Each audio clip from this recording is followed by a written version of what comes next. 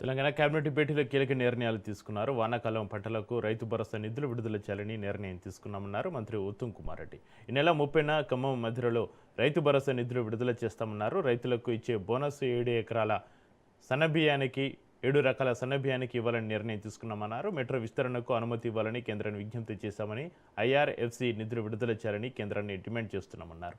తెలంగాణలో ఉన్న కేంద్ర మంత్రులు మెట్రో రైలు విషయంలో ముందుకు రావాలని కోరుతున్నామన్నారు.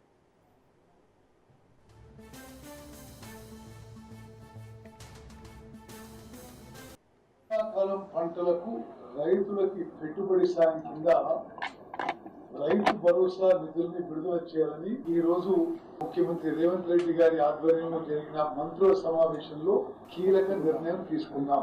ఈ నెల 30వ తేదీన ఖమ్మం జిల్లా మధిరలో భారీ ఎత్తున రైతుల సమ్మేళనం ఏర్పాటు చేయాలని ప్రభుత్వం నిర్ణయం తీసుకుంది. భారీ బహిరంగ సభ ఏర్పాటు చేసి అదే వేదిక నుంచి రైతు భరోసా నిధులని పంపిణీ చేయాలని ఈ రోజు సమావేశం నిర్ణయం తీసుకోవడం జరిగింది. మెట్రో విస్తరణకు అవసరమైన అనుమతులు ఇవ్వాలని కేంద్ర ప్రభుత్వానికి విజ్ఞప్తి చేస్తున్నాం. ఐఆర్ఎఫ్సి నుంచి ఒప్పందం ప్రకారం రావాల్సిన రుణాన్ని వెంటనే మంజూరు చేయించాలని కోరుతున్నాము. హైదరాబాద్ ట్రాఫిక్ ప్రయాణికుల అవసరాల దృష్ట్యా మెట్రో ఫేజ్ 2 విస్తరణ అత్యంత కీలకం. అందుకే మన పథకానికి వీబీజీ రామ్జీగా కేంద్రం పేరు మార్చారని, దేశంలో వివిధ రాష్ట్రాల్లో ఏ విధంగా అమలు అవుతున్నాయో అన్న అంశంపైన సబ్ కమిటీ ఏర్పాటు చేశామన్నారు మంత్రి సీతక్క. కొత్త పథకం రావడంతో మిగిలిన పథకాలపైన ప్రభావం పడే అవకాశం ఉందని, త్వరలో సబ్ కమిటీ కూర్చొని చర్చించి నిర్ణయాలు తీసుకుంటామన్నారు మంత్రి సీతక్క.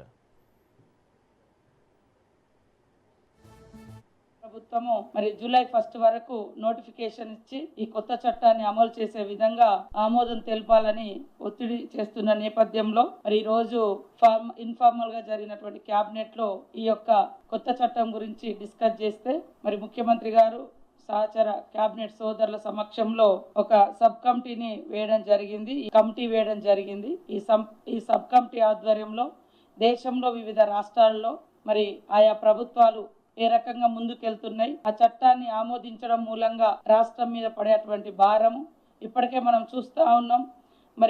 2 ఫోటోలు క్యాప్చరింగ్ కూలీల గతంలో ఎప్పుడు కూడా ఫోటోస్ తీసే విధానం లేదు. క్రమక్రమంగా కూలీల సంఖ్యను తగ్గించే విధంగా గంటలు అక్కడ పనుల కాడ ఉండేటట్టుగా చాలా ఇబ్బంది పడుతుంది. ఇట్లా ఒత్తిడి చేస్తూ ఉన్నారు.